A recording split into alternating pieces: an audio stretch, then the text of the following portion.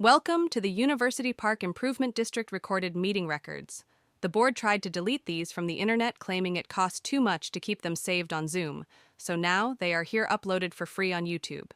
Meet the board members: James Slaymaker, the lying hypocrite; Joanne Zahner, who joined the board because she was upset her neighbor had more cars than her; and Sarah Dole, who agrees with them that it should be illegal for women to be topless.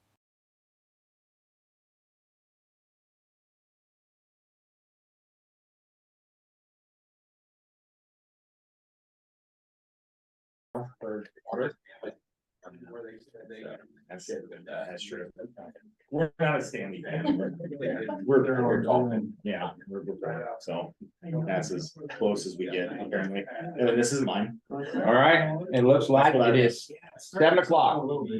So here's the deal, a lot of stuff to go over tonight. So if we could keep the side conversations down, and there is a lot of stuff, so I would appreciate that. I'm gonna be reading a lot because some of this stuff's pretty official, and I want to make sure for the recording that it is accurate and it is documented. So bear with me if I mispronounce words, because I'm sure I will. Okay, so we're gonna get started. So this is University Park Board Agenda, February 13th, 2024, 7 o'clock at the clubhouse. And so this meeting is being recorded, including both live and Zoom audiences. For future reference, please stand and state your name before speaking, brief, on target, and to the point. And what we're gonna do, there's about 14, 15 people that are under Zoom, and we're going to give them the opportunity to speak. But if it's clear enough and we can all understand, then we're going to continue with that. But if it's a problem and nobody can hear it because the mics aren't good enough, then we're going to request that they email, or not email, but on the Zoom chat, and Sarah will read what their questions or concerns are. Okay, so that's how we're going to have it. But we're going to initially allow the folks that are online to speak directly for themselves. So introductions, presentations, announcements. Thanks. So thank you, Reggie Woodard, for the boat dock donation in memory of Woody. It was $500, and I know he was a big part of the boat dock, and it meant something to him. So we appreciate that she took care of that. I'm sure he would too. So thank you to our standing committee volunteers, the new and the old both. I don't mean old people, but I'm one of them. But the new and the old volunteers, and there's still room for more. So be thinking about if that's something you're interested in. We have one new resident, Amy Winters. She moved into 11123 Lakeview Drive with 2 children. Carla, I met her the other day, and she's very eager to be out here. She moved here from Manhattan, and I'm sure you guys will all, introduce yourselves, but she's very happy to get here. So she's still in the process of moving. So if you see a moving truck there, you might stop and help lift something heavy for her. Her kids are on the smaller side, so younger. Audience members will have the opportunity to take part in discussions of agenda items in the order that they appear on the agenda. If you have a comment, please raise your hand and wait to be called upon to speak. Once recognized, stand and state your name before speaking. Keep comments to under 5 minutes. Be brief, respectful of the board and to the other community members. So the standing up and the speaking who you are is about the recording, and so the camera can see who you are for the history of what takes place. I mean, it's all the meetings. It's how we're going to do it. But that's the reason for it, just so you know. And if physically you can't stand up, then just say it. And obviously that's okay, man. we're good for that. This meeting will address questions or concerns that relate to current and future activities of University Park Board. We will not be addressing things that happened before this board took place. All right. So then, so the first thing we're going to do, approval of the January meeting minute and January financial report. So any comments from the board? I have a comment. So there's on the financial report for January, there's a couple unknowns. There's 2 under the disc golf and 1 under the burn pile. I deposited the checks and copy and pasted rows, so I missed a couple people's names. So if you paid your dues in January by check and want your name specifically on there and you don't see it, let me know and I'll replace it with one of the unknowns. It's accounted for and it's there. I just don't have your specific name assigned. So let me know if one of those is for you. If you paid in February, that'll be on next month's. So any comments from the community about the financial report or the minutes for January? Okay, well, if not, does the board have? Does the board have, let's see, do I hear a motion? Sorry, I gotta get rolling. Yes, I'll make a motion to approve the January meeting minutes and financial reports. All in favor? I second. Aye. Aye. All opposed? No opposed. This January meeting minutes and January financial report are approved. Standing committee reports. Boat ramp, John Cassidy, you got anything on that? You want to briefly talk about it? Yeah, first of all, I want to thank Don for Yes. everything that he did, through the boat ramp, the years of working on that and keeping it going, and so I've got some really big shoes to fill, so, but some brief updates on the boat ramp, boat dock.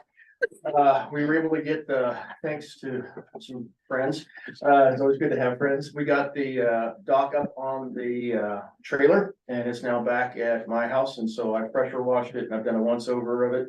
And at this point, between that and the ramp, or the gangway, whatever you want to call it, I'm anticipating about $400, $350 to $400 worth of materials, lumber, the whole understructure of the dock itself, the wooden understructure really needs to be replaced.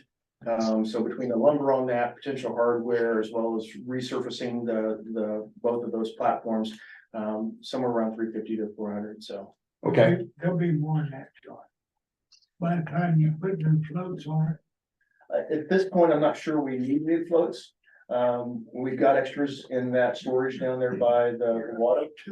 Gonna keep two more. So once I get at least the initial, I'll just say, to Don's point, there may be or will be more. As you get into projects, we all know how that goes, right? Yeah. So, but at this point, I'm in the process of disassembling.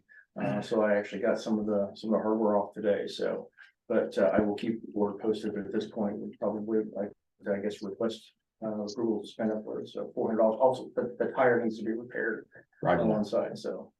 Okay, so I thank you first off, and I would say that, we'll just put $600 on it, and if you need more, then you can have more, you just need to say what you need, but that'll get you rolling. Should that roll you to the next meeting, you think? Oh, yeah. Okay. So, yeah, at this point, that also includes, I'm gonna put some new bumpers on the front of it, on the corners, especially a little bit heavier. So when people are coming in, if they hit that corner, it's a little bit more forgiving, so.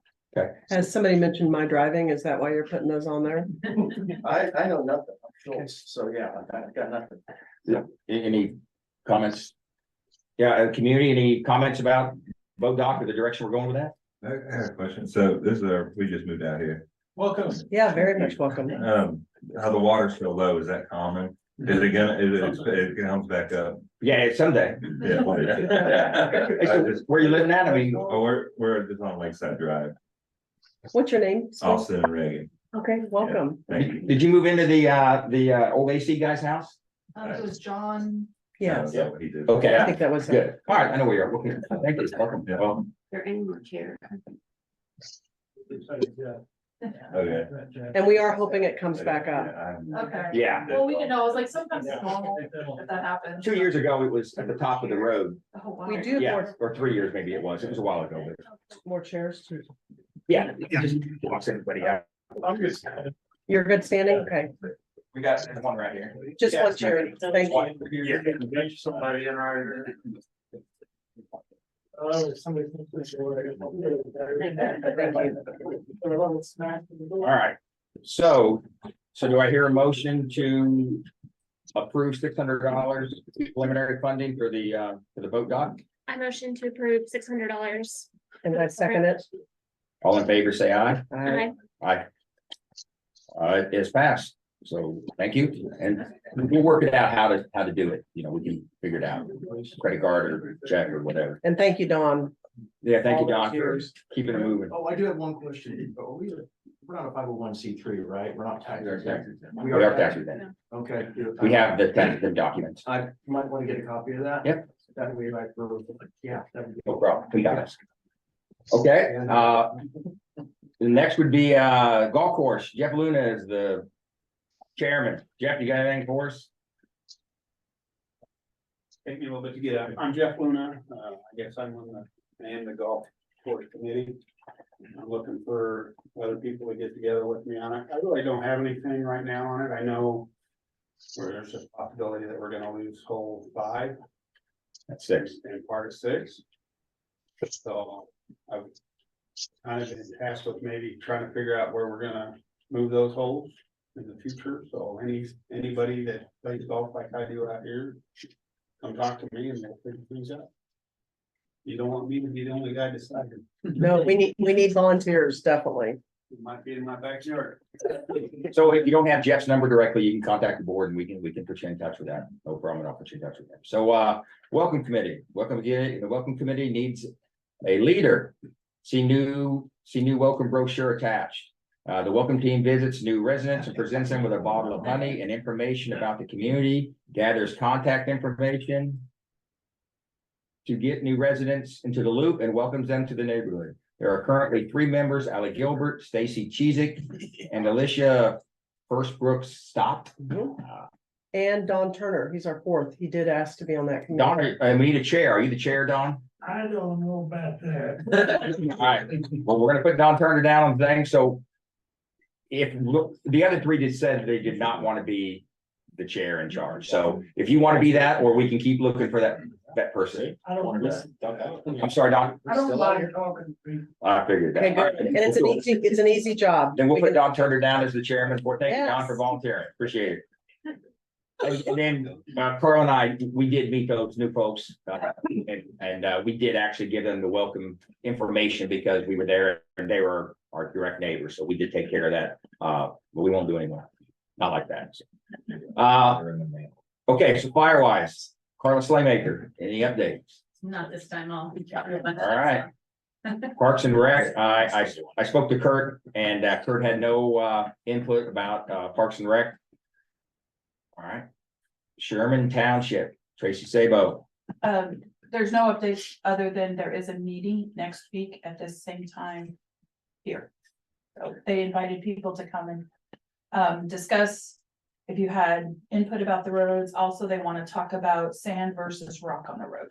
Yeah, so they just sent an email to the board and we will post that on the UP webpage and we'll send out the email and they are asking UP members to come to this meeting and tell them what you think. Do you want sand? Do you not like sand? Do you like more gravel? I mean, they're willing to listen. So this is your opportunity to what day is the meeting? Next Tuesday.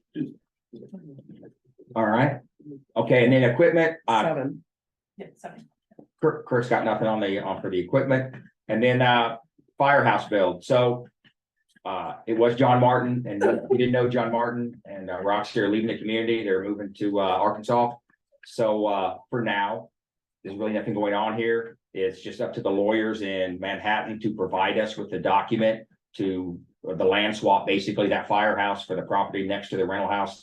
And I shot him an email, which John did the same thing for a while, trying to encourage them to give us the document and, the busy man, the lawyer up there, and he hadn't been able to send it to me yet. So I don't have anything on that yet. So I'll hit him again for the next board meeting. And that's the holdup right now. From what I understand, I've been told there's funding and they have the plans already. So, I mean, it's literally down to this document and they could start building, start getting solid about building the firehouse. So anyway, I'll let you know what comes up with that.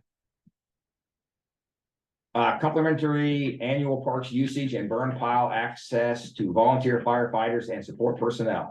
So this year, flags will be given to Rich Biswell, John Cassida, Jason Hartman, Ed Lotek, Ross Lyons, Brian McNulty, Gordon Sabo, Trip Schmidt, and Joanne Zahner.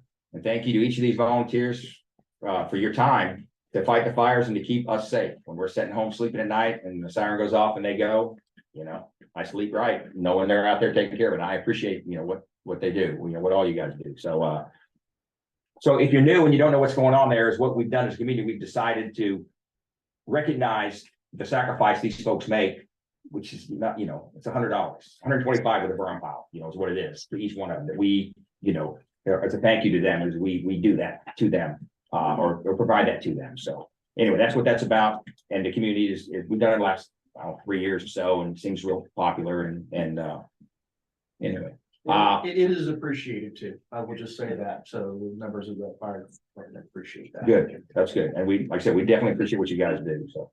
Let's see. James, can you add a little bit of a plug for the fire department if new people are Go ahead. here? Oh, you want me to? Yeah, maybe you, somebody plug it. Well, go ahead, John, or I don't mind.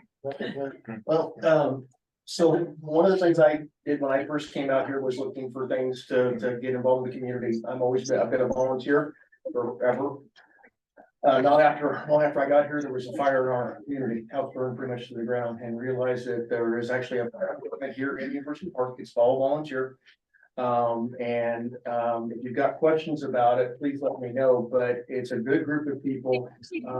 And they provide you with good training, so you don't do things or they don't put you in a position where you might be at risk unless unless you've been through the training, right? And you feel comfortable with it. So we can use volunteers for all different types of things. So not necessarily don't figure if you have to on a pack and go into a brain building, not that they need people like that, but we also need people to help out with all kinds of things on fires. So, but anyway, if you've got questions, let me know. And just to add to that, you don't have to go into the buildings, like you said. I'm not a person that goes into the building, but I am assisting. And like your husband's been doing it for how many years?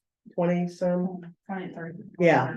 And there's a requirement, you could be employed and still be a volunteer, because I'm still employed, but still be a volunteer, and 4 or 5 times a year, or what would you say, fighting fires? I mean, there's a certain requirement. There was a period, but the nice thing about that, it is a volunteer organization. So if the call comes out at 1 o'clock in the afternoon and you're at work, unavailable, just respond unavailable, or it's 2 o'clock in the morning and you've got a bag holder, you got a big day at work, you don't have to respond to, you have to go to these events unless you can. If you can, obviously we need all the help we can get, especially in the spring.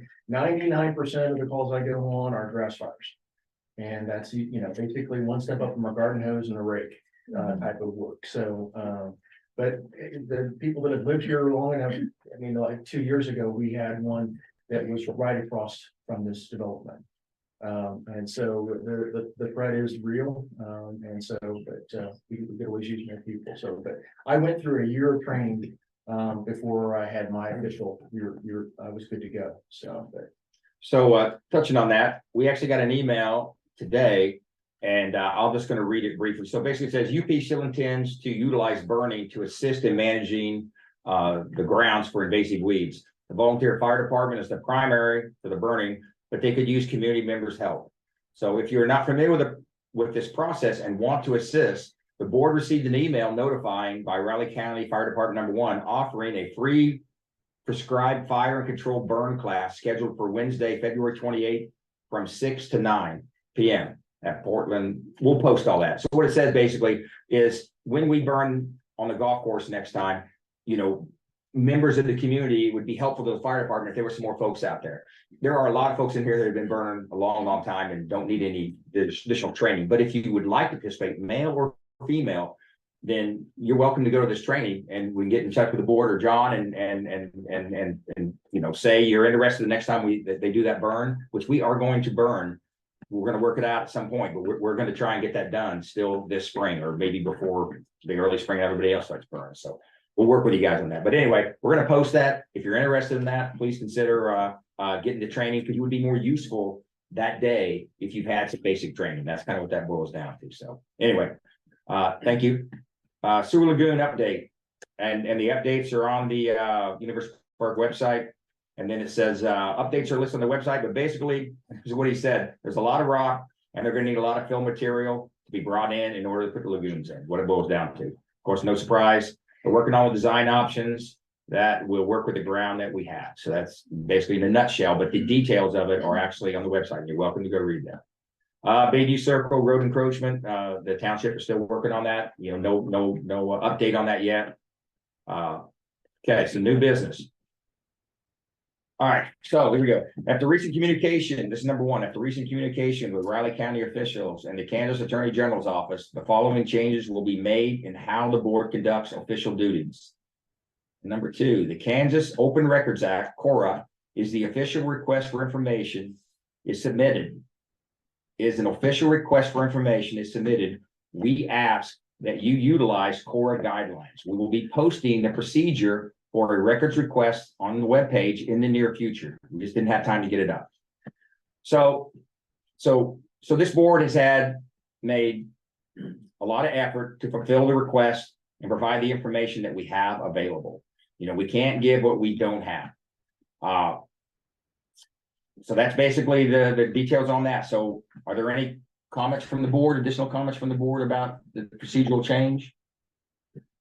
Okay, community is, let's go with the room first. Anybody in the room here have any concerns or questions about the change? Anybody online? Danielle shared a comment that says, quote, "You are legally responsible to maintain those records. If you do not have them, that is your fault," end quote. Well, thank you for the input, and we appreciate it. Any other comments? All right, so I think that's it on that. We'll move on. So then number 3, the UP board will also be utilizing the option to recess for an executive session according to the Kansas Open Meetings Act, the COMA guidelines.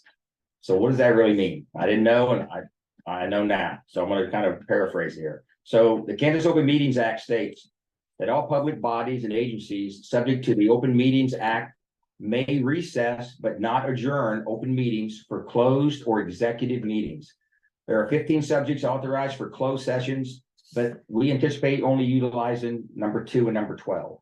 So number 2 is for consultation with an attorney for the public body or agency, which would be deemed privileged in the attorney-client relationship. So you all know that we already hired a lawyer. We posted up, we were going to, and we posted on this thing that we did. So in order for the board to meet with that attorney, we would have to be in executive session for all 3 of us to be in that room. And then number 12 would be security means measures that protect against criminal acts intended to intimidate or coerce the civilian population, influence government policy by intimidation or coercion, or to affect the operation of government by disruption of public services.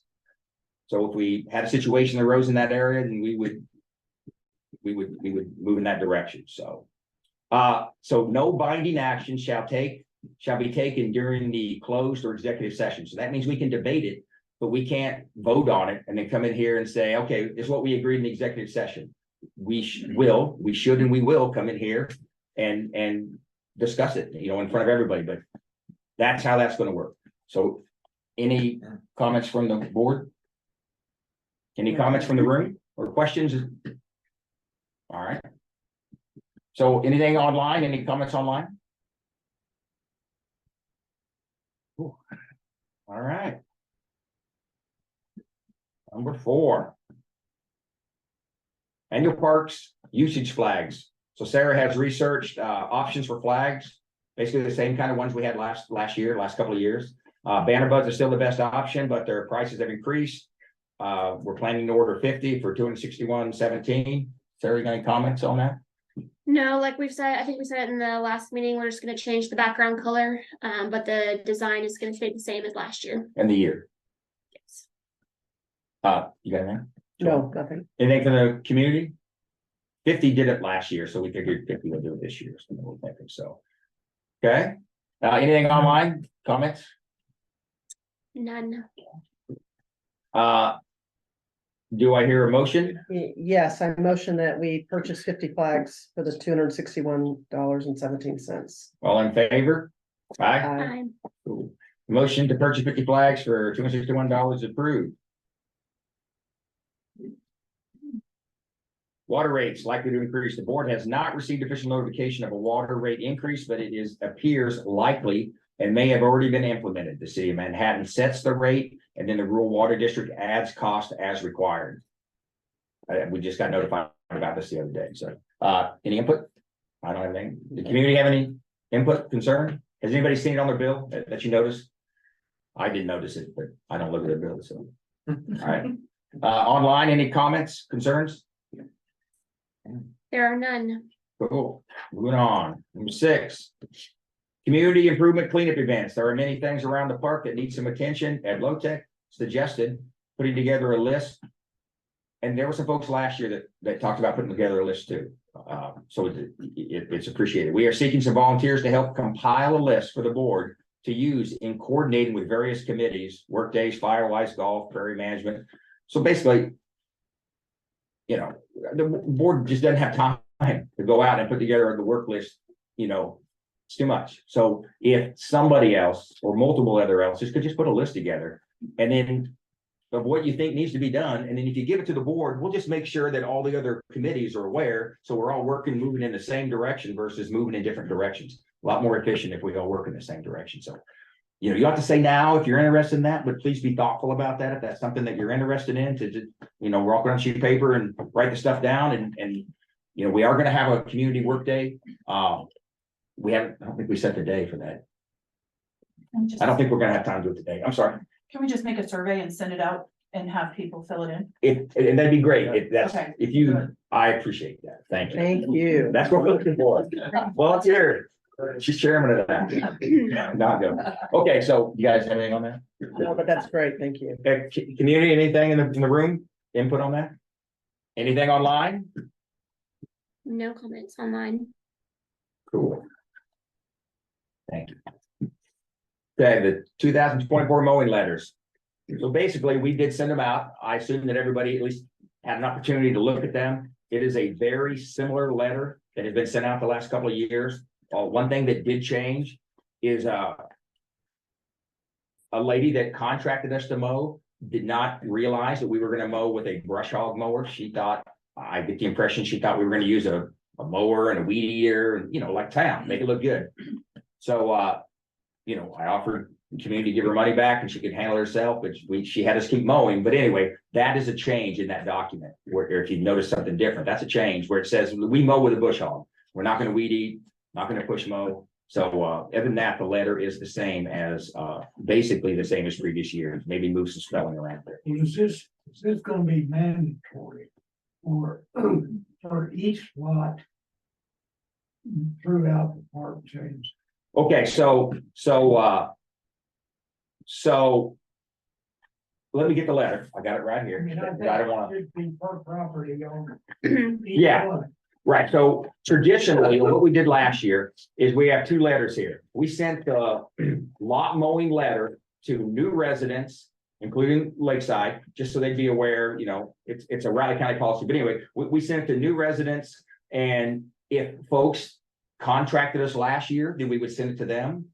Or if, you know, there were some issues possibly where, you know, trying to get the lawn mowed on a regular basis, then we would send them a letter also. But other than that, like, you know, like you didn't get a letter, Don, because you took care of, you know, you mowed your property and there was no concern. But if you didn't mow your property, you know, you let the weeds get out of control and about 12 inches, and we would have had to have a conversation with the board, then this year you would have got a letter, or we would send you a letter. We have not sent letters out, but not everyone will get this letter.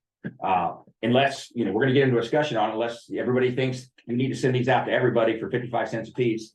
And then, so that's the mowing letter. And then we have a contract price, and then we have what we call a non-compliant price, meaning that we asked you to mow your grass, we sent you a letter to mow your grass, you chose not to mow your grass.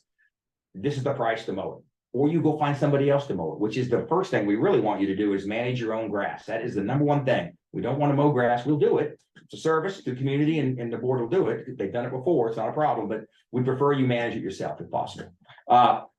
Then the other letter is this is more of a notification letter for new residents. We were talking about maybe sending this to everybody this year, because there's a lot of new folks that have come out here in recent years and maybe didn't get this letter or not aware of it. Talks about trimming your trees. It talks about roadsides, you know, access for the fire trucks, clearing out the ditches. So when the cars are driving around and you're on a curve and there's bushes and cedars that are sticking out in the road and you can't see a straight line, you know, be thoughtful about that and trim your trees. And it basically says in here that, you know, if for some reason you didn't trim or couldn't trim, that probably on a cleanup day, you know, the community will go and trim those trees back that are encroaching on the roadway. We're not going to go up in the middle of your property and trim trees.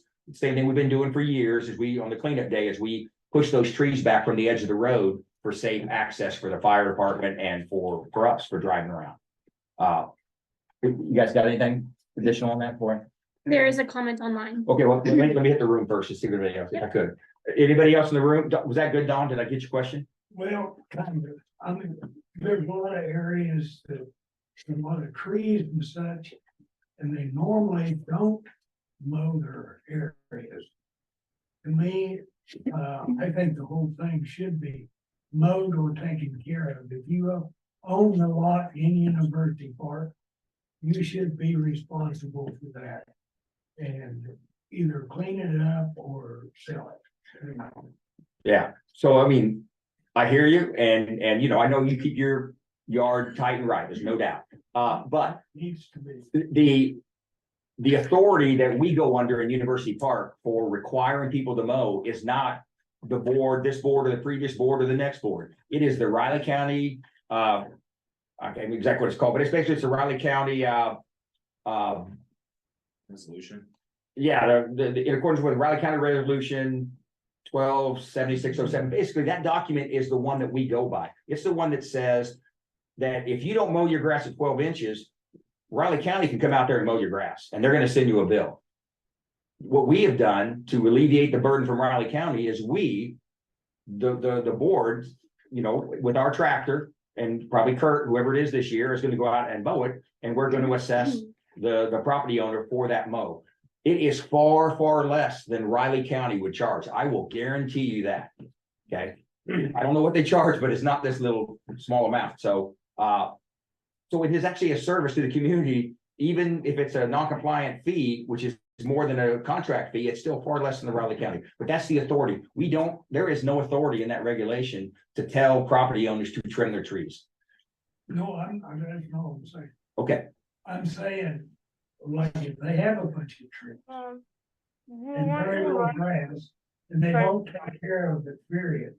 yeah, And you go in and mow that, what little bit you can, and make them either take care of it as best they can, or get rid of it. yeah. One or the other. I would say that is on a case by case basis, on evaluating the property and how much grass is there really to mow versus how many trees. You have it for one person, you gotta have it for everybody. Right, so the standard is already basically there in the lots that we've evaluated. So here's an example. There are some lots that they have 3 properties. When we mow them, we didn't charge 3 lots. You know, because there was only 1 lot or there were 2 lots, you understand? So we, although, you know, on the bill, it said lot 78, 79 and 80. Okay, we only charge for 1 lot because as what you just said, Don, all those trees, it's not fair to charge somebody for 3 lots when, you know, 3/4 of those lots are covered in trees. It still needed to be mowed like what you're talking about. And there are lots that are definitely being mowed with the premise that you're talking about. Historically been done and will be done in the future. But, you know, I mean, I'm pretty comfortable with the lots and the trees, you know, after a couple of years of managing the mowing. So, you know, I haven't really seen any additional ones that I think need to be addressed. But if you see anybody sees something like that, it's welcome to contact the board and say, hey, this doesn't necessarily look right, and let us know and we'll go look at it.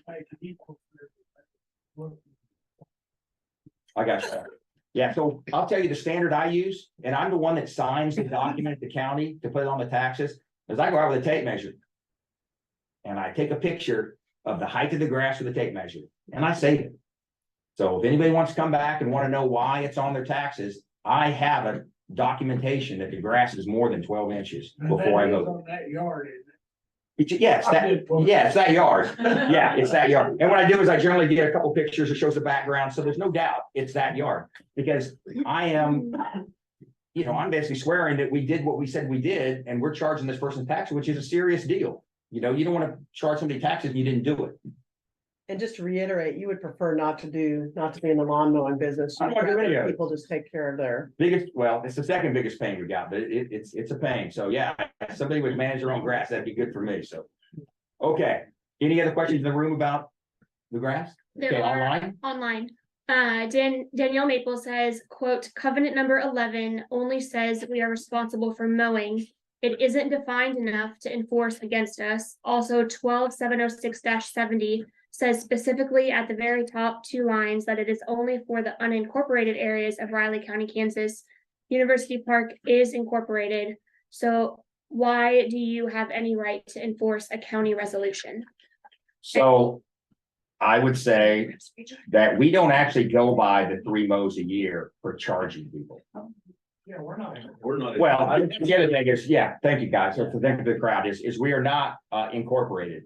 We are an unincorporated. In order to be incorporated, I think you're actually a city or a town. You'd be like the town of University Park. So anyway, I guess that answers that question. So There's another comment by Chris W. Chris, if you could message me your full last name so I have it for the record, that'd be great. Chris says, quote, "Can you define the difference between weeds and natural flowers? I know I prefer natural flowers, a more natural yard for the benefit of wildlife and to support insect life. The problem is one person's weed is another person's garden oasis," end quote. I agree 100%. And I let my grass in the spring. I'm one of them people that pushes it all the way to the top, and I don't mow my wildflowers until they've gone to seed. It's basically the same thing we do in Hayward Park. I mean, you all know that we don't mow Hayward Park when it hits 12 inches. We wait until the wildflowers, particularly the oxeye daisies, have bloomed and started to dry out, so they'll make the seeds for next year, and that's when we mow it. I kind of figure that's my wake up notice. I need to mow my grass and my wildflowers. When we determine we need to mow Hayward Park, I better be looking at mine. And that's the standard. We talked about, good point earlier, Don, talking about an equal standard. That's kind of the standard that I would apply to the whole community, about, when should I mow my wildflowers? Wildflowers don't do anything in September and October. There's no reason to let them be standing that long. So once they go dry, if you see Hayward Park gets mowed, it's a great opportunity to go out and look at your grass and see if you need to mow it, because we're looking at it. And we do intend to enforce this on properties that possibly haven't been enforced in previous years. So please manage your own grass mowing. Any other questions? Danielle, I believe that we answered all of your questions. You have a couple more comments on here that are just referencing online documents. So if you have additional questions, can you ask them, please?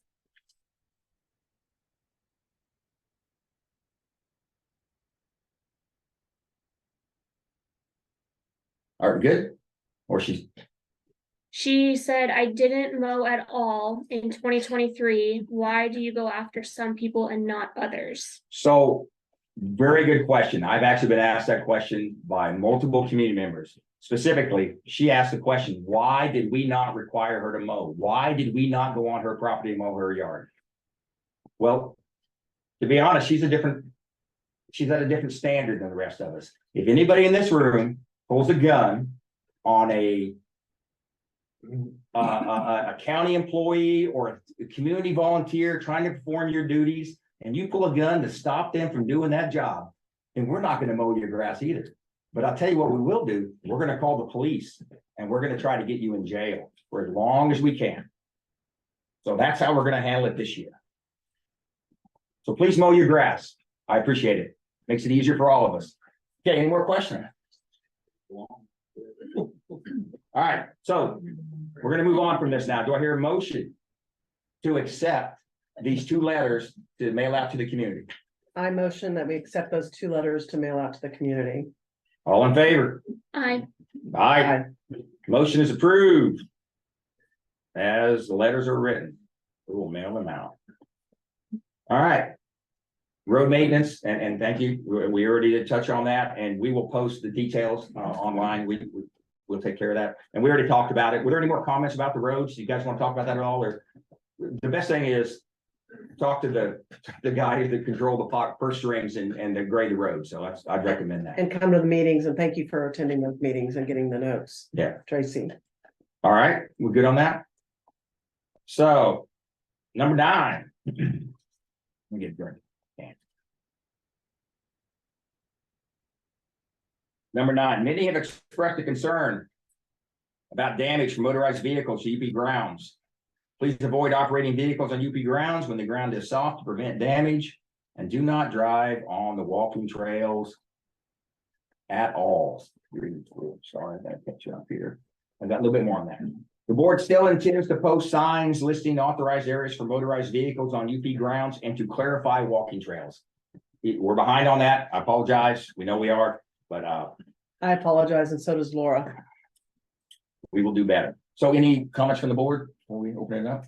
One thing I want to just mention that we will communicate really well so that everybody's aware, especially new people, what the rules are for University Parks land.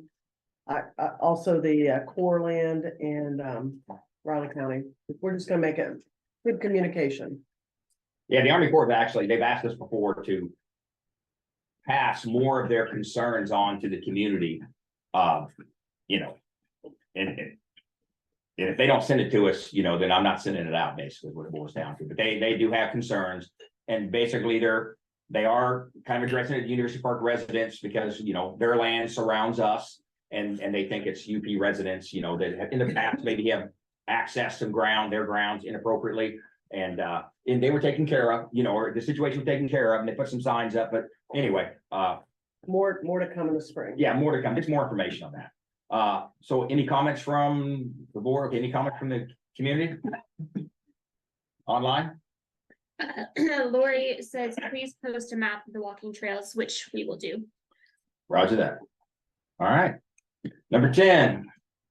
UP rental management contract. The board has gathered information from Italian Estates Property Management and Abode Construction Services owned by community member David Atkins. And I think Sarah, joint ownership. Decision will be made between these two providers after more information is received. Goal to implement this management plan is by April 1st, following the approval at the next board meeting. Any comments from the board on that? Anything from the community?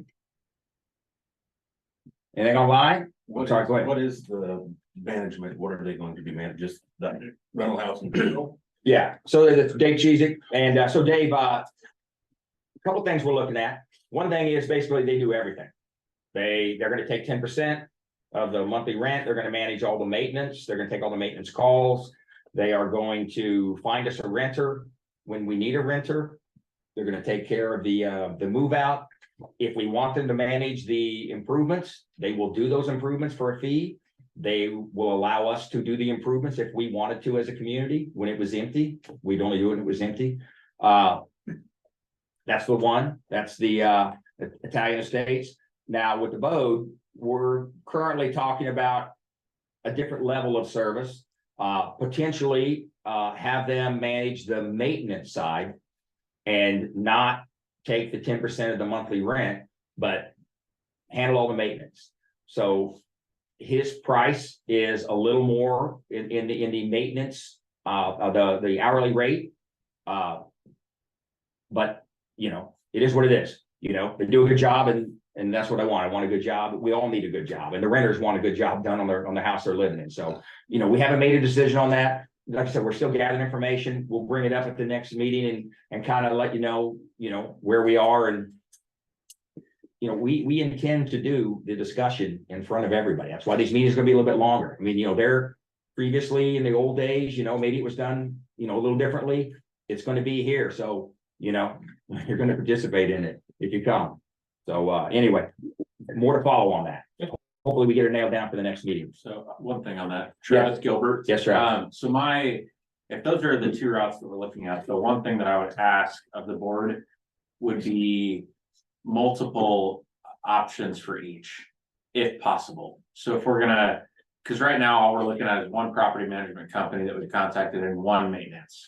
So we reached out to multiple property management companies and discussed with them. Italian Estates was the best, just off their base quote with us, and we got copies of all their contracts and looked at those as a board over the last month and a half already. Italian Estates, they also have other rental properties out in University Park here at the moment that they manage and own. So we thought it was a good fit maintenance wise. They know who to get out here, how to get them out here, how to respond out here, things like that.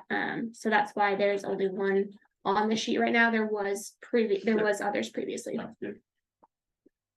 Any other comments? Concerns? Anything on the online? There is not anything. Cool. Moving on. All right. Signage on number 11 here, signage on private property. Many of you have expressed concern and asked what action the board will take to address the sheet with red paint disparaging University Park. Displays like this are protected by the First Amendment. Therefore, the UP board has not and will not be taking any action. Anything on the board to talk about? I don't have anything. Anything from the, yeah, Don? Well, Turner? yeah, I think if you're that displeased with the area, you need to get your ass out of here. That's just my feeling. Okay, If you're not pleased with, leave. okay, We would all be happy. I know a realtor. all right. Anything else from the room? All right, how about online? Any comments online? Danielle says I'm right here. Okay, So the only comment, Travis Gilbert, big comment I have, anything like that is. Out here, I think everyone can say that we believe in freedom of speech. I would ask in any realm, and I'll speak directly to you, Danielle, in consideration of young children that are reading your sign and questioning their parents, why does somebody hate this neighborhood and think it's a piece of shit? I ask for major consideration in that. If you have issues, deal with those on your own and respect your neighbors and respect the people out here that love this neighborhood and do not believe it's a piece of shit. So. thank you, Travis. Yes, thank you. All right, any other comments on this point? All right, we're gonna move on. Number 12, covenant update. The board plans to update the 2001 amended covenants in 2024 after holding community meetings and discussions. Previous boards had begun the process, but were delayed by COVID and waiting on Riley County to update the land development regulation. That was completed in 2022. And UP board has hired an attorney, Joe Knob, for covenant consultation. All right, you got anything up here, the board? Nope, no comment. Any comment from the crowd, community room? Yes, Todd. Todd Schmidt, how would we be going about changing covenants? Would it be a setting like this where we all get together? Or is it, and then we kind of all just vote on it, not necessarily vote on it, but how would the process go of changing it? Yeah, good question. So we don't actually really know. It's been done. So just a brief history. First covenant was in 1980 when the park was formed. There was an amended covenant in 1985. There was another amended covenant in 1995. Another one in 2001. And then there was a short add-on in 2021. So short of Jack and a few other people that have been here long enough to know how that took place. But in today's time, things have changed, the laws have changed. We want to make sure that whatever we do is done correctly and enforceable, which is why we hired the attorney to research that to ensure that we're going to do it right and it is in fact enforceable. So I'm going to read you the letter that you guys paid for, that we hired the attorney, and this is what the questions that we asked the attorney to answer for us. So it says, thank you for agreeing to work with University Park Improvement District. The board wants to update the covenants of restriction to a small number that UP is willing to fund legal action to enforce while relying on Riley County and the 2022 Riley County Land Development Regulations for everything else.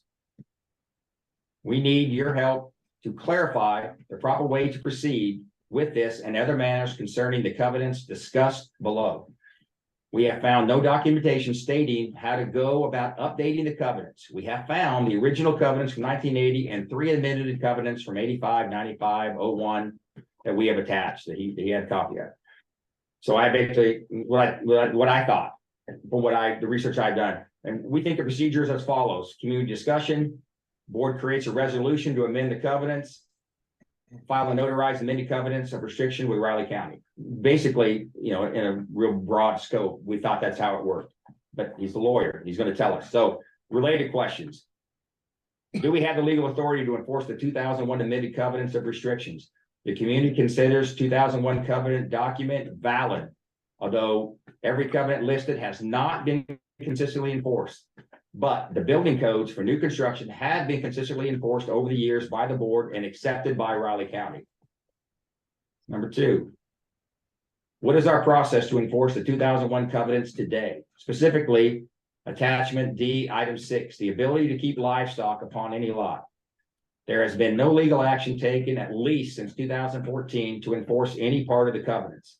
If possible, the board would like to answer this question prior to our next meeting of February 13th, 2024. The 3 is the amended, excuse me, is an amendment to the covenants of restrictions that is signed by UPID board members enforceable if it is not notarized or filed with the county. We found one that was signed, but not notarized and not sent to the county. So we're asking if that means anything or just a piece of paper. Number 4, what is the procedure for adding new covenants? We do not anticipate adding many. Number 5, should the new amendment covenants state specific procedures for enforcement? Number 6, we found an undated, unsigned, very old, before the 80s copies of bylaws. It says that the bylaws can be changed by board members' vote at any regular board meeting. Can we use this as a precedent to create new bylaws? We plan to create new bylaws this year. And that's basically it. So questions. We're not doing anything. We're asking the lawyer, we're paying the lawyer to tell us what we can do legally, what we can legally enforce. That's it. I mean, that's what that's about. But to answer your question, there will be community involvement one. Absolutely, because that's what you want to do. You want to do this fair and logically and. Yeah, so we tried once before. I don't know. We were trying to look and see when it was. We was either 17 or 18. We actually were in Dawn's shop and there was a lot of work went into it. And for multiple reasons, it just didn't get all the way done. And like, it never even got done to even eliminating covenants or writing new ones. We still working on the same 01 covenant that we were trying to chop up. So what I see is, and it says in this letter, and we talked about it, is that Riley County regulation covers many of the things that are in the covenants that we have today. And they are the hammer, they are the enforcement. So why would we want to step in and try to enforce if they're willing to enforce it for us? Like mowing the grass. That's a Riley County regulation. That's not our regulation. We are asking you to mow 3 times a year historically. What we really do, we require you to follow the Riley County regulation to mow your grass.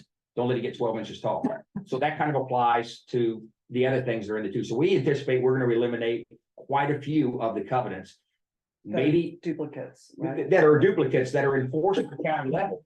Anything left in the University Park covenant, we need to be willing to enforce it with your money, to pay a lawyer to enforce it. If you can send a nice letter and say, please follow the covenant, but you're not willing to, that means if we in the community aren't willing to hire the lawyer to enforce it, then it's not worth having. So you need to be thoughtful about that when we're starting to write this. You don't want 20 of them that you're going to try to enforce. You want to cut it down to a shorter number. Yeah, Don. If the county already has this in place, then the way I see it, there would be no reason for us to pursue it because it's already a precedent set by the county.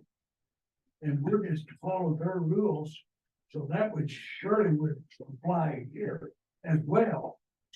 Okay, so what the Riley County regulation says that if the Riley County regulation is not going to, the way I read it, and listen, the lawyer is going to tell us. I mean, we're getting pretty specific here, and that's why we're paying the lawyer to answer the question. So honestly, I really shouldn't even answer it because that's what we're paying the lawyer for. So Don, I don't know the answer to that. Well, Yeah, I understand, and you said it, but I don't want to answer because I don't know, and I don't want to be wrong. And then you're going to say, I would be wrong.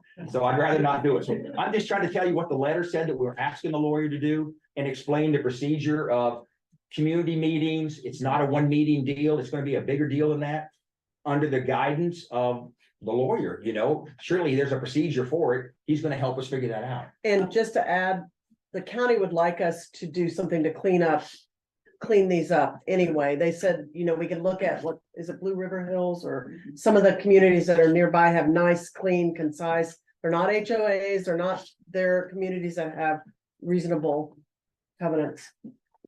Okay, any other discussion in the room? All right, how about online? There's some comments. Danielle was commenting as you were talking. So pardon me if I don't interject when exactly they should have been. But she says, no, they haven't, meaning enforced covenants. Quote, you gave someone permission to build a house that broke the covenants last October. Modular homes are against the covenants and you allowed someone to build one. It is a lie that you haven't allowed anyone to build against the covenants. I even pointed out that you were allowing someone to build a house that broke the covenants. You called them outdated and gave him permission to build a house that broke the covenants. He specifically said he hasn't allowed, James specifically said he hasn't allowed anyone to build in ways that break covenants, is what those were all referring to. Okay. Anyway, That's. you know, so there are conflicts with our existing covenant and the Riley County, this regulation that we're talking about here, the building code and so what we chose to do in that instance, which is the same thing the previous boards have chosen to do, is we deferred to the more modern, more updated document at the Riley County, and they said, yeah, if you bring a home in on, you know, on a frame and you put it on a piece of concrete foundation, that's not a trailer, it's not a mobile home, and that's okay. Riley County said it. It's in conflict with the covenant, but we have made that decision because you've got to keep moving forward. Just because the covenant says one thing, you still got to be smart about it. And the previous boards have been smart about it, and we're trying to be smart about it. So that's what we did. That's why there's a conflict. I'm not going to address every one of those conflict things, but I will say that's a big question when you talk about building homes. So I'll answer that one. Yeah, Don. And James, building codes change constantly, and we've got to change with them. We do. Which is a great thing to use the county regulation because they update that. And I don't ever want to update the covenant again once we're done. But One little comment on that, because I looked into modular homes. And just because you purchase a home that is considered modular, as soon as it goes onto a foundation, it is not a modular house. It is a stick-built home as far as the county is concerned, as far as insurance is concerned and everything. So it is not a modular home at that point. That's exactly what Riley County will tell you too. yeah, you get a deed, just like my house has a deed. As soon as you put it on a firm foundation, it becomes a deeded property like everybody else. So, okay, any other discussion in the room? Anything online? Danielle says, so back to what Don said, if you just want to enforce county regulations, why do we need covenants? Because historically, this will be the last question we're going to answer about this, but historically, the community has felt somewhat strongly about some issues. I'm not going to get into which issues they are. That's what the community will decide when we rewrite the covenant. The county accepts if your community decides that you want some covenants specifically for your community, then it's acceptable to them. Okay, they accept it. If the community accepts it, then historically, that's what's happened. And I suspect, I'm not saying for sure, I don't make that decision myself, but you know, that's the direction we're moving forward, but we'll wait for the lawyer to answer some of those questions on how to proceed. So, yes, last question. And I would say it more of a statement, just Rindall, I think to Danielle, I think the overall message that the board is trying to portray right now is getting missed. And I think what James was saying earlier is we're trying to downsize those covenants. We're trying to make them more specific to the things that the community has identified that we would like to see as a whole versus things that are redundant with county regulation and things like that. So I think coming at the board as far as the amount of regulations or the amount of covenants, just kind of showcases like you're not listening to the whole message right now. And I think the message from the board is we're going to try to cut back those covenants to what makes sense to the community, to the room, and then make it so like the county resolutions are enforceable by the county. So in reality, we're talking about cutbacks right now, which I think is what you're arguing as well. So I think you're kind of arguing against yourself a little bit here. Yeah, we agree that we're gonna lessen the number of covenants. There's no doubt. There's no doubt. Okay, so we're gonna move on from that one. So, number 13. Shall the board enforce the amended covenants of restriction, June 12, 2001, item 6, no livestock shall be kept on any lot. Specifically, the donkey located on Danielle Maples property at 7213 Mound Ridge Road, Manhattan, Kansas, 66503. So I just have a little short blurb here. So the full line of the current covenant says no livestock or poultry shall be kept on any lot.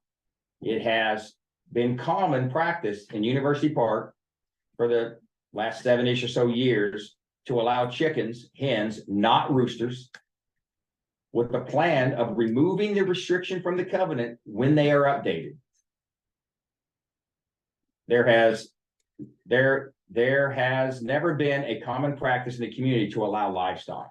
So basically, And right here, self-report, I have had chickens. I currently am out of the chicken business, but I have had chickens.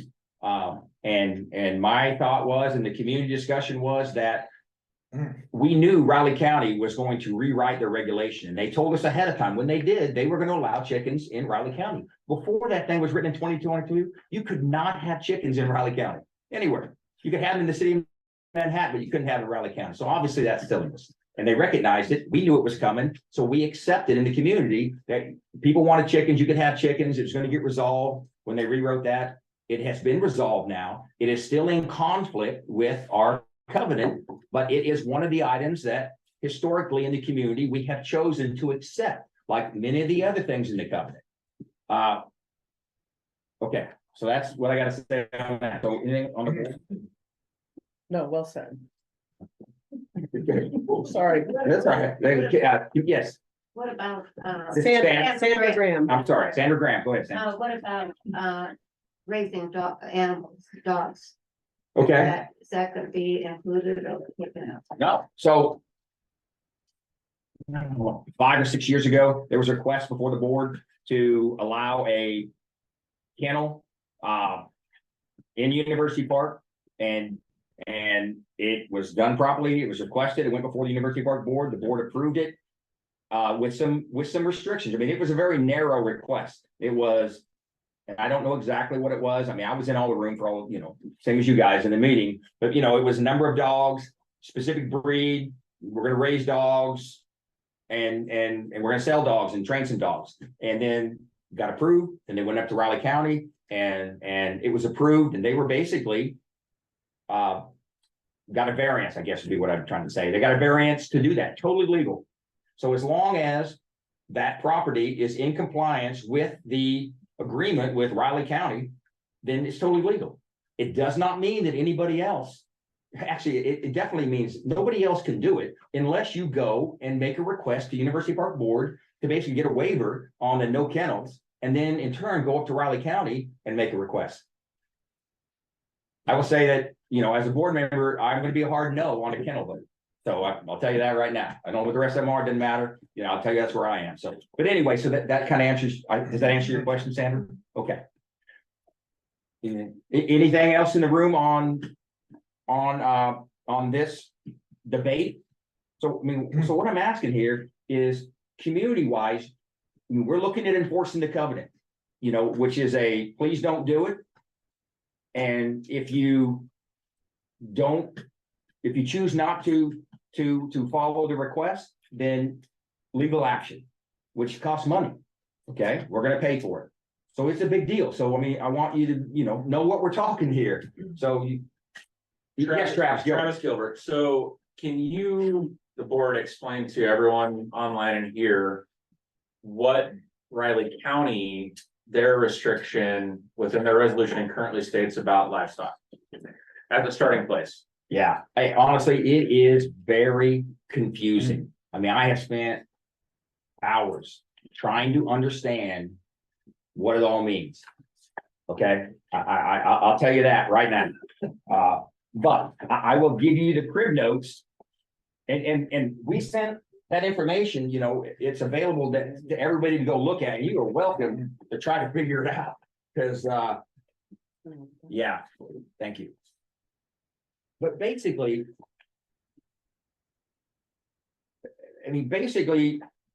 so she is currently, okay, here's what I've done. I went to Riley County's planning and zoning as a property owner, first off, that lives across, that owns property near. And I also went as a board member, and the University Park owns the property, which is going to come up here in a minute, owns the property to the south of this property that we're talking about here. It's about 3 acres. It's locked in, it's landlocked basically right now, but University Park, that means you folks, everybody here owns that property. And it is actually called, listed as a private park. So what Riley County zoning and planning says is she is currently in violation. If you are in violation of a Riley County regulation, but you are in the process of resolving it through replatting, which she is, then they will allow you to stay in violation until the request for replatting gets resolved, either yes or no. And if it's yes, then you're not in violation no more. And if it's no, you need to resolve that violation, basically is what it boils down to. That's what Riley County's planning and zoning does.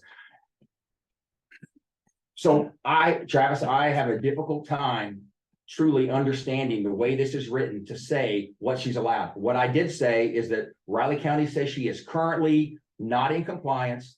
And when she replats, she will be in compliance to have one livestock animal. That is what planning and zoning says. So I really don't want to get into to try to decipher this. You know, it's crazy. You guys read it. If anybody can figure it out, you let me know, because we're gonna need to know. All right. So, Travis, Yes, Travis. again, I'll say from a community member standpoint who owns property very close to their planning on building a house. From a noise standpoint, the same reason I would assume that the neighborhood has decided having a rooster is a bad idea, same as Manhattan having a rooster. The noise of a donkey, I think of that noise of loud donkey the same as I would barking dogs, where it's a nuisance and it drives me crazy. I don't want that near me. My concern in general, and this goes beyond Danielle, is that where does it stop? Someone wants a cow, someone wants also stuff. At some point, there is, okay, like, we don't want that out here. And also, I appreciate the containment of the donkey at this point, but there were months and months of a donkey being loose in the neighborhood, destroying people's gardens and flower beds and everything, and I'm not okay with that. Same as if your dog gets loose and is destroying my property, I'm gonna call the cops. Same's gonna go there. So my concern is that I'm all for people having a pet. A donkey is not in my mind a pet. So I have, from a close property owner that is gonna have to be dealing with the noise, I will give my input and say, I absolutely do not want that, regardless of if Riley County says it's okay. I don't want that near me. So Joanne Zahner, speaking as a resident, I agree with you, because if there was one donkey or 5 donkeys or 10 donkeys spread around University Park, that would be pretty bad. And if that got accepted, that could possibly be it. Chickens, we have them all around, love them. They don't make any noise because there's no roosters. And sometimes I get eggs.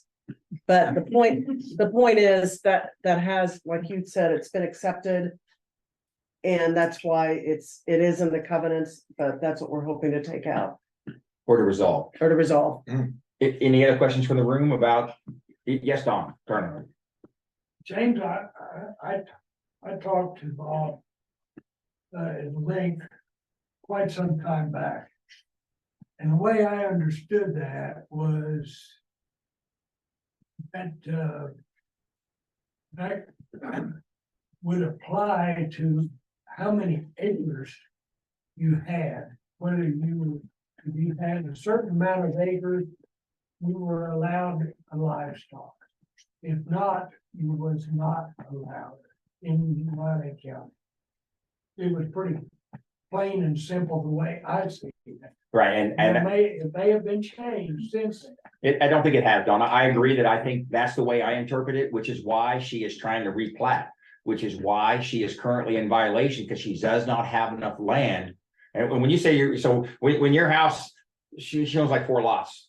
But if you don't connect all your lots together, they have to be, literally all platted as one in order to qualify as more than the minimum amount to have a livestock. So by her replatting, she does meet that Riley County requirement, according to Riley County. So that's the way I interpret it, and that's basically what Bob Isaac said. Yeah. Dave Cheese. Yeah. Even if that acreage is in a single family residence zone. It's crazy, but yes, the way I interpret it, it is yes. The answer is yes to that. Okay. So once again, one thing, bigger picture, if anytime you have a problem with these documents, your commissioners put the thing in place. They have an open mic there on first Monday of the month, I think it is. And go let them get a piece of your mind. It's crazy. I didn't know this was even possible either until this thing came up. So Okay, how about online? We got anything online about this Back, discussion about the enforcing the current covenant? back to the beginning, kind of, Danielle says, I hear a rooster in UP all the time. There is no noise limit in Riley County at all. If you want to live in a city, go move to a city. My donkey was getting loose when she was Jeff Neal's responsibility. She is now my responsibility, thus she is safe, better housed and contained and better fed. She reiterates, yes, she will have 1.3 acres after the replat. And says you can call Bob, he will explain it to you. It takes 5 minutes, and she provides his phone number. Yeah, I can give you Bob's number too. You can get it online, but basically, you know, Bob's gonna tell you what I said, but we're gonna talk about Bob here in the next thing we're gonna talk about. So as far as voting on if we're going to enforce the covenant in this situation. There's Yeah, Kim sorry. Luna has a question. Kim, you can either type it out or you can unmute yourself.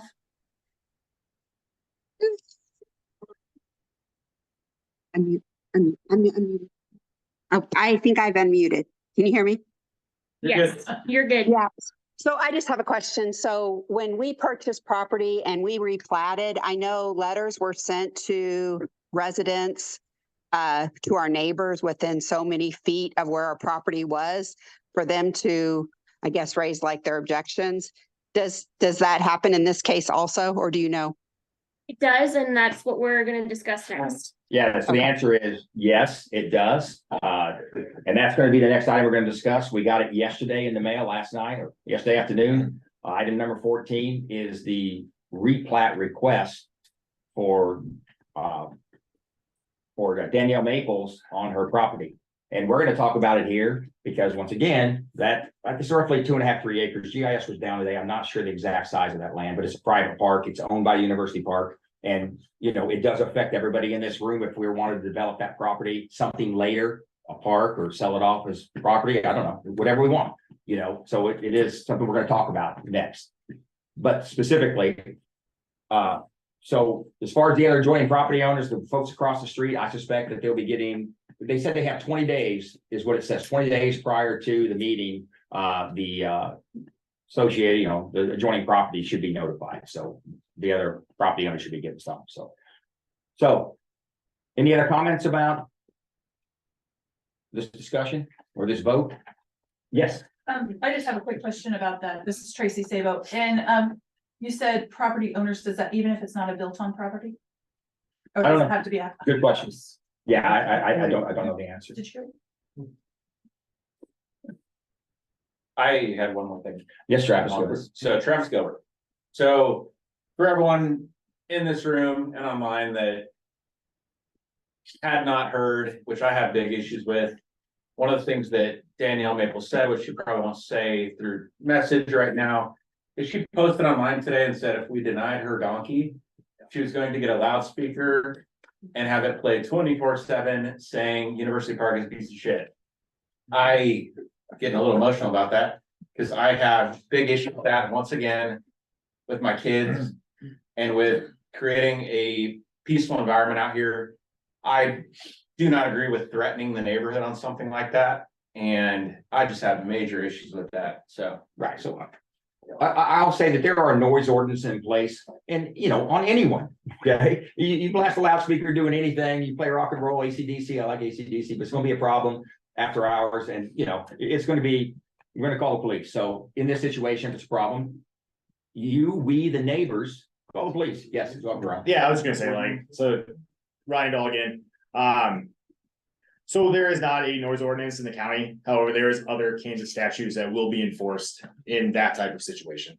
That type of situation where you're disturbing the peace of all of your neighbors in any course of intent, there are other statutes that fall under. So to think that, oh, you're covered because there's not a disturbing the peace, that's incorrect.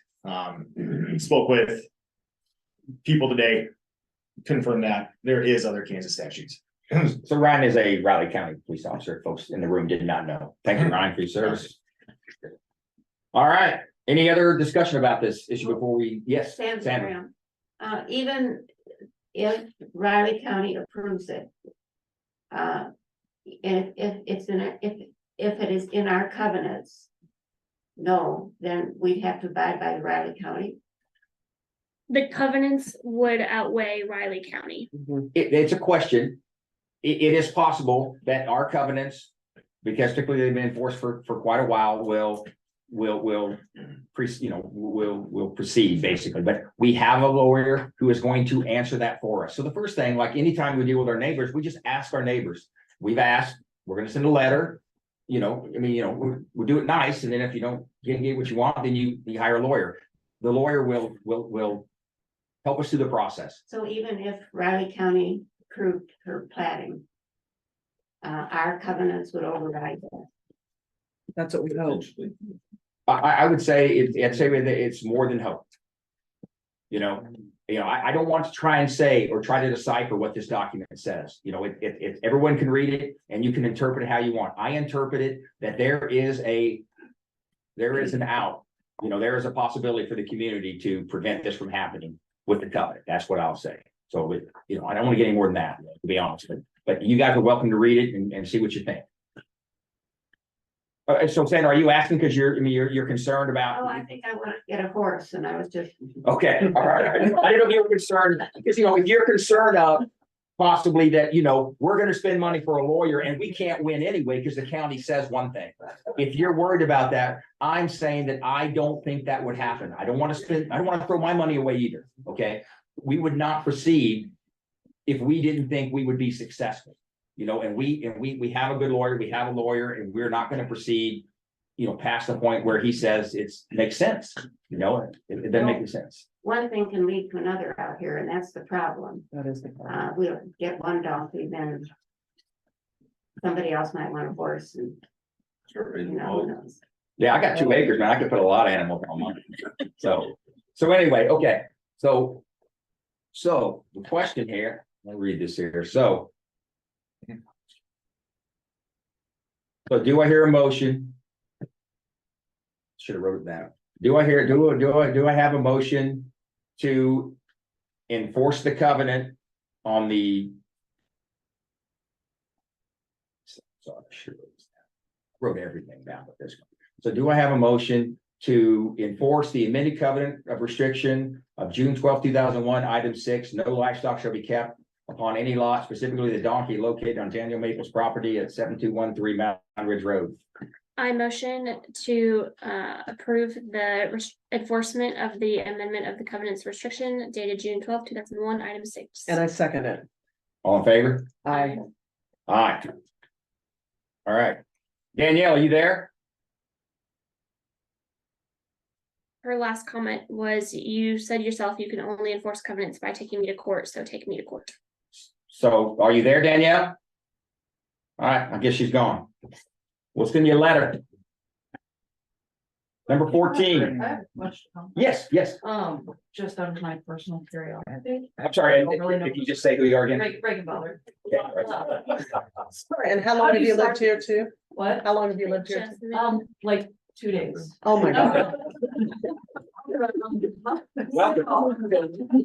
We're still working on renovations right now. So I know we're not in UP, so I don't know how the covenants work. But specifically, is this like a vote situation or community thing, or like with the livestock not being allowed? Is that like a continued problem here, or is it just because of this one incident that we're? Yeah. So far, it's a one-off, Okay. and so you're in Lakeside. So the covenant is actually only enforceable in University Park. Okay. In Lakeside, all those Riley County regulations that we're talking about, that kind of applies to you. Yeah. I don't know, how much land you got, or, but that'd be where you get your marching orders. But as far as in the University Park, you are welcome to University Park. We consider Lakeside residents a part of University Park. We have picnics, in the summer and spring and fall, and you need to come. I mean, you're welcome to come. You have access to the golf course, just like everybody in UP. You know, are you on the email list yet? Not yet. Okay, then we'll make sure. Some of the sign. Yeah, we'll get your stuff and the welcome committee can come see you and we'll give you all the information you need. And you can access the golf course and the burn pile and all that stuff. And we consider you a UP resident, you know, if you want to be, you will be basically, so. And we recommend you come to a picnic so you can see what it really is like around here. Awesome. So Yeah. one quick thing for you guys, you have a unique situation right behind you. Jeff Neal's property is zoned completely different than any property out here. Uh-huh. And he's allowed multiple livestock on his property. So he gets livestock and you see it.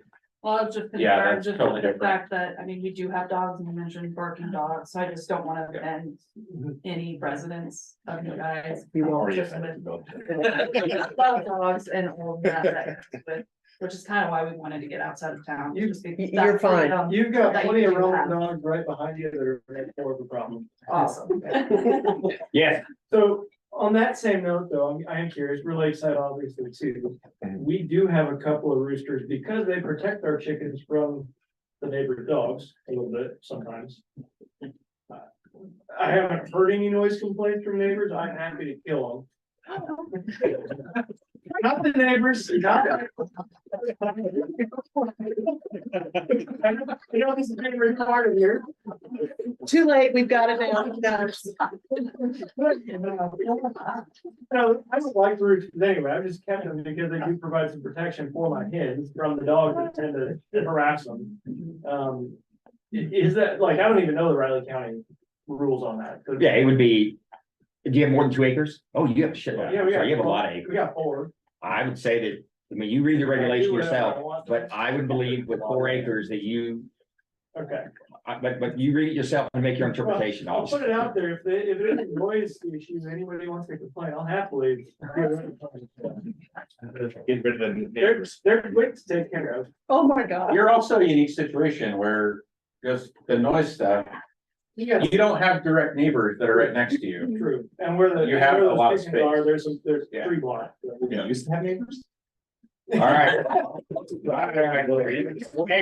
We're almost done. Almost done. Easy. All right, here we go. Number 14. So yesterday, the board, I didn't do this one, did I? No, you did not. No, you're good. Yesterday, the board received email from Riley County Zoning and Planning listing the following Riley County Planning and Development. Okay. Yesterday, the board received an email from Riley County Planning and Zoning listing the following. Here's the following. Riley County Planning and Development has received a request to replat lot 288, 289, 290, and 291 of Addition 1 to University Park into one lot. We're basically talking on Mountain Ridge where the sign's at and all this discussion's about. This request will be considered by the Riley County Planning Board on March 11, 2024 at 7:30 p.m. in the commission meeting room on the first floor Courthouse Plaza East, 115 North 4th Street, Manhattan County. So what does this really mean to UP? So Danielle Maple is requesting to combine all her property under one plat. In accordance with Riley County Land Development Regulation, this is my interpretation. This larger piece of property could allow additional livestock and agricultural use. University Park owns a private park south of this property of about 3 acres. And the potential changes could impact the future of this private park. If you have concerns about this change, contact Riley County Zoning and Planning or contact Riley County Planning Board or attend the meeting. So we're gonna put this up on the UP webpage and send out an email to the community. And the reason we're doing this is because this is owned by University Park, the property we're talking about. It is currently landlocked. I will say that I am discussing with property owners that have the access from Lakeside for University Park to possibly buy one of those lots to get access to this 3 acres.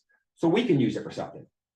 Okay, I'm not saying, you know, we're talking money, none of that stuff. We're just talking negotiation of, can we make it work? And if we ever could, I'd bring it to the community. We talk about it to see if that's something that we want to do. All right.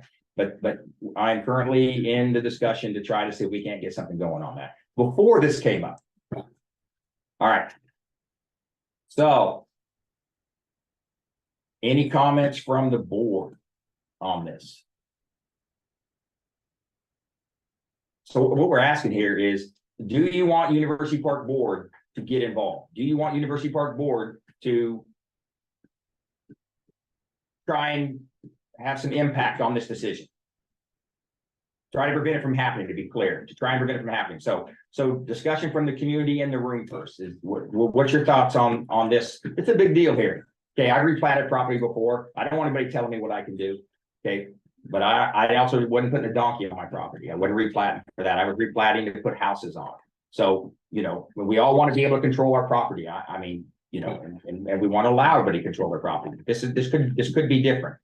And if I hadn't talked to Bob Isaac, I wouldn't have an understanding of where this is heading. So I'm speaking of what I learned directly from Bob Isaac, where I see this thing going. So I'm sorry, Sandra. I say yes, because we don't, if we allow one, we're gonna open the gates for other people to have livestock, so I say yes. We should Okay. Thank you, Sandra. do what we can. Okay, yes, Don Turner. I think the betterment of the community, we all should be very active in this and go with it and try to get something done. Try to stop it, you're saying? Yeah. Okay, I want to make sure we're saying the same thing. Roger that, Don. Anyone else in the room that, you know, for or against, either way? Strong man, speak, go ahead, I'm sorry. Sarah Dahl, board member, just from a person owning property standpoint, I know we're trying to see larger picture things. And there's other ongoings happening at the same time as this. I don't think, getting in the way of people replatting land that they own is the way to do it. I think the covenant route would be the way to do it. I don't think personally impeding on people's right to replat their property as they choose is the route that we want to go. But if you have different feelings, then I encourage you to show up at the county commission meeting, send emails and notes to the commissioners and the boards that James mentioned, and everyone's entitled to their own opinion. Yeah, so the reason we're doing this now is because we got the letter yesterday and the meeting is the day before the next University Park Board meeting. So that's why, I know it's short notice and it wasn't on the agenda, but that's why it got brought up today, because I got it last night. And I couldn't wait till the next one, it had been too late, so that's why we brought it up. So how about online, any comments online? There's not any comments online. Okay. So.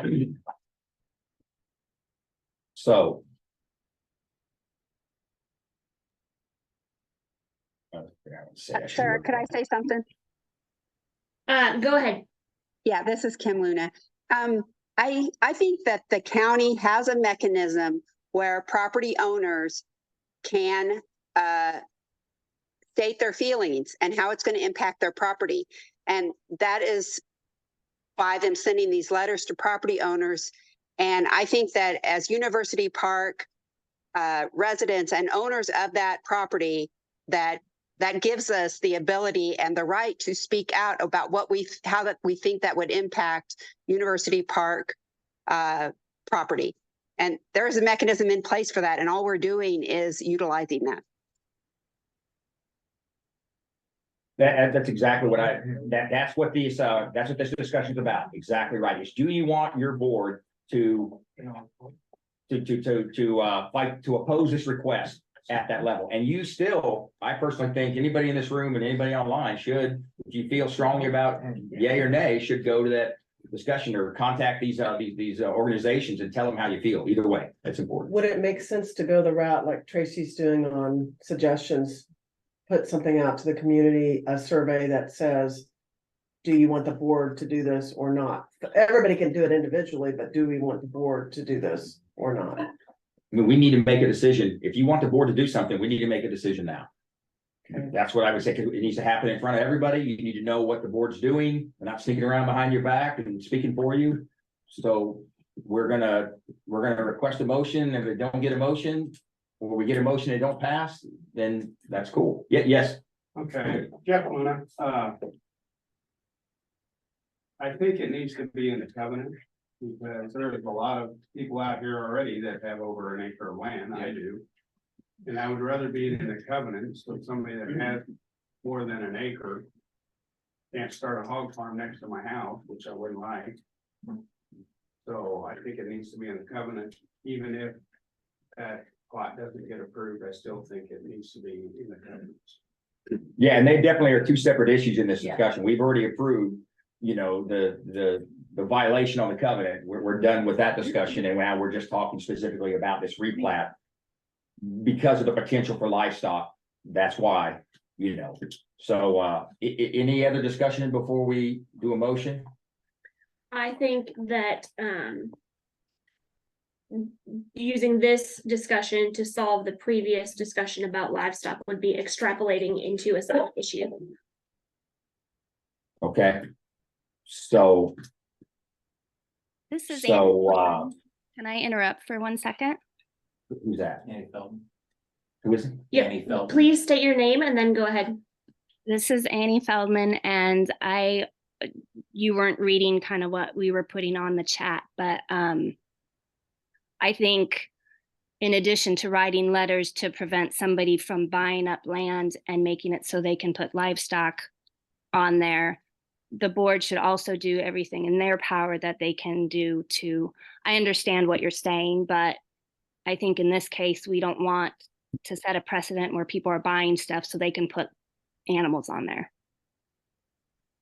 I think we should do both things. Right, right. Right, and I will say that, so, I mean, I own property that's adjoining this basically, and I am going to oppose. Not that they care so much what I say, but I don't care that they care. I'm gonna go and I'm going to say what I feel is right. There's an opportunity to do it, so I'm going to speak for myself. I'm willing to speak for the board if the board decides to do that, but I will be going for myself. But do we want to hear from the community, I guess? Do we want people to raise their hand or not raise their hand, or these folks say, yes, I want you, University Park to, If you're needing a decision today. I don't see that's. You tell me how, I don't see how we have time to kick the can. Sometimes we can kick the can, and I'm for kicking the can. In this instance, you either decide now and you either do it or you don't. Well, that's why if they raise their hands. Take a vote. Oh, you Yeah. want a straw poll in the room? Well, that's, and on here, I mean, raise their hand on there. I don't know. I'm good for it. I just, you know, you start putting people on the spot, raise their hand, you know. Oh, I see what you're saying.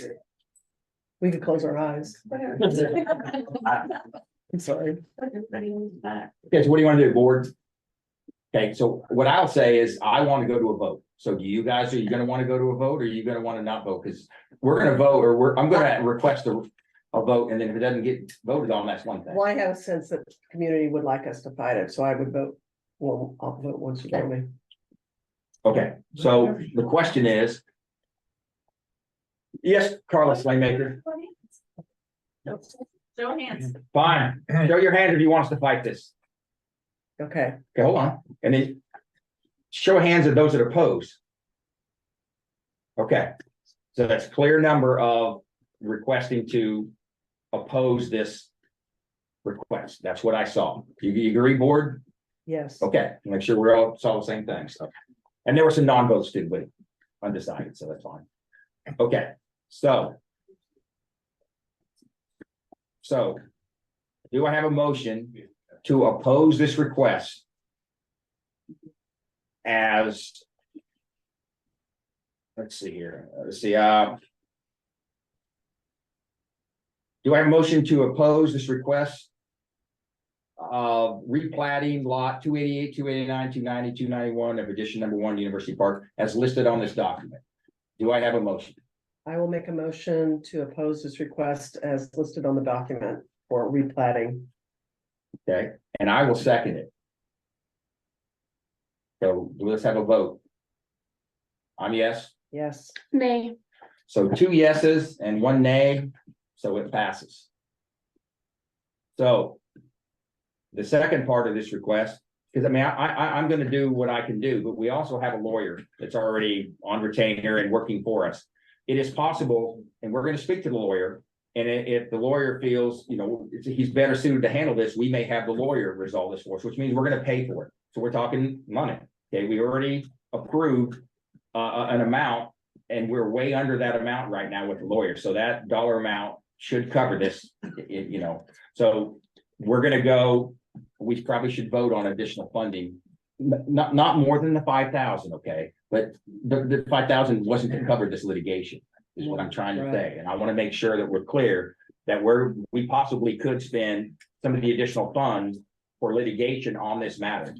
So is there a discussion from the community about spending dollars on it? I mean, I don't mind spending my time and I'm gonna do it. Okay, but I'm saying now we're talking about spending dollars. Is any concern from the community or any discussion? Board, I know you're against the thing, Sarah, so you're against spending dollars on it? Correct. Roger that, that's fine. How about online? No additional comments.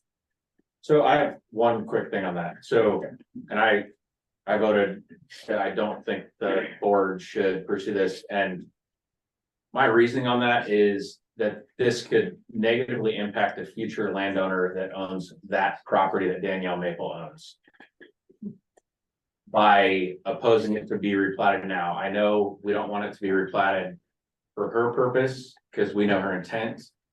But I would hate to put that burden on a future landowner for that purpose. And so that would be my big thing. I personally believe that this is a covenant issue. And also my personal belief is that we're dealing with someone that's gonna do what they wanna do regardless of what is passed, because that's what they've shown to do, so. And not just the future landowner for that specific property. I mean, any of us that own more than one lots that are currently not platted together. If the time comes for us to want to replat down the road, we're gonna have to be scared of the board opposing us or going against us at county commission meetings. I think that is just a complete and separate issue. Okay. It's a good point. It is a good point. Like I said, I replatted and I never had to be concerned about somebody telling me no for the board. And to the point that was made, I forget who made it, of not wanting people to just rush in and buy up all the land and replat 20 acres and have a farm. I mean, there's been plenty of people out here that have tried to get adjacent parcels, and it has taken them years upon years, and they've contacted owners upon owners and tried to track it down, and it's not an easy thing to do to get a hold of that much land in University Park. So I do not think that is an issue that we have to be concerned about. So let's do this. All right. Well, Nick had I'm sorry, Nick. Well, I'm not, Nick Bedford, I'm not familiar with the process. If that is the case, that would be a concern, what you mentioned. But I mean, I think the point is, all of us as a community don't want this specific instance to happen because of the livestock and what that could lead to. Yeah. So I mean, is cut and dry in that, or does us doing this now prevent somebody for any reason to plat? Or I mean, it's case by case, correct? Right, Sarah, if you want to replat your land later and put a donkey on it, I would say the board probably would oppose you if I was on the board. I'll tell you that. But if you just want to replat your land to build a shop, or anybody, I've done it, nobody. You know, so I mean, so it's every situation is different. I don't believe that this sets precedents. It does set the precedence if you want to replat to put livestock on your property. It's most likely the board, future boards, you know, could potentially have a problem with it. I would say that, you know, because the precedence will be set. Well, and if we speak up and we write letters and as a University Park board, it could me. Thank you for letting us know, but we're gonna replat it to one and the covenants. That is the route we're really going, but. Yes, Tom. Well, you could buy ground next to you without having to replat it. Yep. Yeah. You only want to replat it if you want it all as a contiguous piece of ground. Right, to meet the Riley County regulation on livestock. I mean, So you can have several lots. But you just, you know, you don't have to replat. Unless you're gonna build one. Unless you build. Yeah. Right. so I'll do this. I will retract my request for funding, okay? Good idea. I will, you know, the board, you know, or me predominantly, which is fine, you know, will handle it. You know, in conjunction, no, notifying you guys, but you know, I'll say that. So no lawyer, we won't be spending money on, it's just my time. And they'll probably tell me to pack sand anyway, but that's fine. Okay, is that, any more comments on that or questions? So we're still moving forward with it. I'm just not hiring a lawyer. online, Ally Gilbert asked, is this having to be board approved just because the lot in question is next to UP property? Or will future owners have to bring replatting issues to the board as well? Good question. So we're only discussing this because this is touching UP property. I replatted a piece of property 4 or 5 years ago that was adjoining University Park property, and I sat out there and I put my request in front of the board, which, by the way, this didn't come across the board, her request. When I requested a replat, I took my request to the board and the board signed off on it, and then I went the route that she has gone. I did the same thing. Right, so, you know, she has missed a step and the county's allowed her to miss a step. That I followed and I would expect everybody else to follow in the future, you know, particularly when it touches UP property. So anyway, so that's the answer to that. We're only talking about this in the board because it touches UP property and it's a UP community concern because you own it. Any other? Danielle says legally, we don't have to talk to you about replatting. That's a zoning issue, AKA a county issue. So Danielle, can you hear me now? She's been listening to everything. She's just on mute and chatting. All right, well, she must not be able to. Okay, so. Sorry, this is Krista Sylvester. Can I ask a question? Yeah, yes. Go ahead. Okay, hi.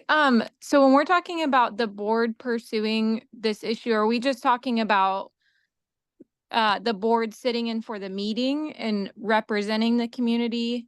Or like, what are we talking about when we're talking about pursuing the issue? Does that question make sense? Yeah, it does. Actually, a really good question.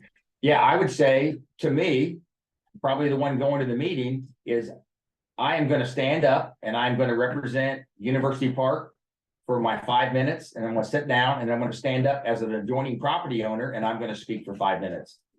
And you know, you know, I'm gonna speak for two different entities in this discussion because I own land that is closed. But you know, that's it. It's just a discussion. I assume I'll probably have some paperwork and documentation, but.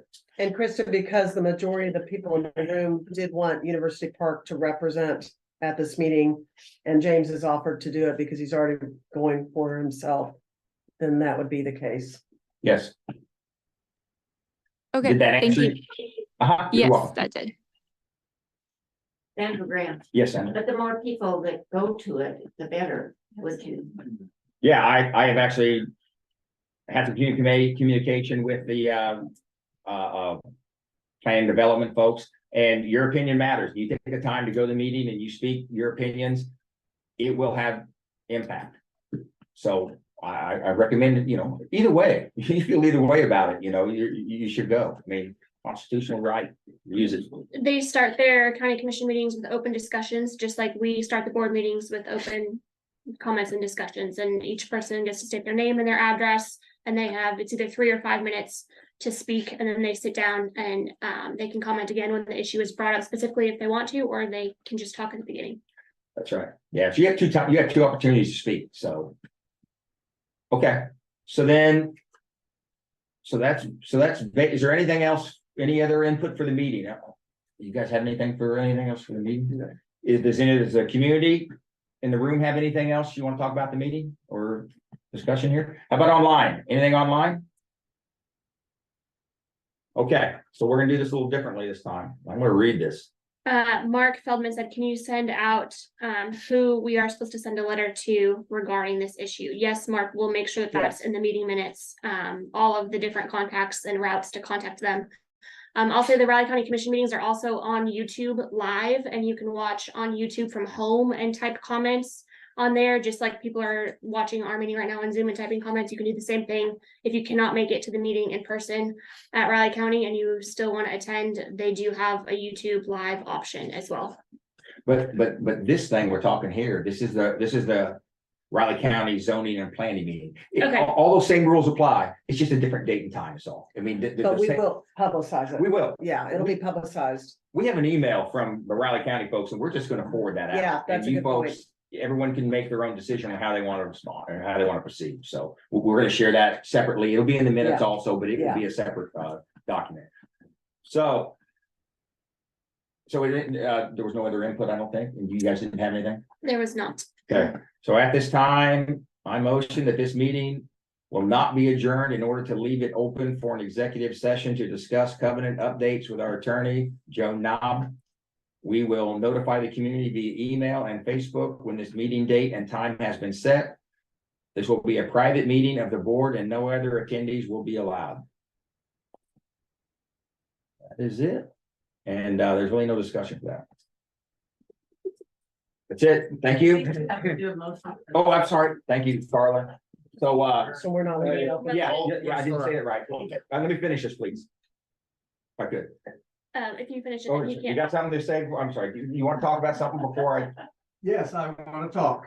Okay, just state who you are, please, so they can get it. Stanley Long, Thank you. and last January, I didn't lock my car. And now I'm missing the socket set and some tools, so my trunk in my car, At your house? at my house. I'm done. Okay. Well, that's not good. Well, sorry about First I that. heard of that, you know, out here, so, yeah, okay, so do I have a motion? I'm gonna read all that again. I motion to recess into a private executive session. And I second it. All right, and All approved? all approved? Aye, Aye. all pass. Thank you for your